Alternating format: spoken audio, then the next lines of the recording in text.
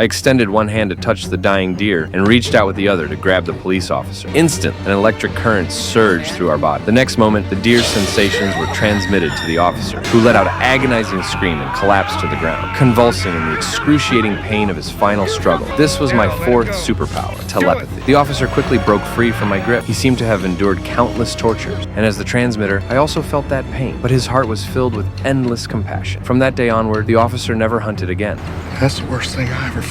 When the police chief heard about this, he came to me. It turned out that his wife had been paralyzed for years, unable to speak or move. Recently, her life was nearing its end. The doctor said she was being tormented by immense pain every second, but for some reason, she kept holding on, unwilling to leave. Seeing his suffering wife, the police chief asked me to help him understand her unyielding resolve. I approached the bedside, gently placing my hand on the woman's forehead to sense her inner thoughts. She refused to leave because she was worried about their son. The rift between father and son had kept her from letting go of life. Upon learning the truth, the sheriff tightly grasped his wife's hand, and through my mediation, the couple shared their final word. After hearing the sheriff's promise, the wife passed away forever. Upon hearing the tragic news, the son rushed home. Unlike before, this time he received his father's embrace, and the father and son finally reconciled. Such a heartwarming scene made me think of my own inner pain, which goes without saying. Alone, I wandered aimlessly through the streets. The townspeople continued to avoid me, believing that the sheriff's wife's death was somehow connected to me. They still harbored fear and prejudice toward me. Only the kind-hearted female classmate believed in me and was willing to be my friend. Our fingers intertwined and our hearts connected.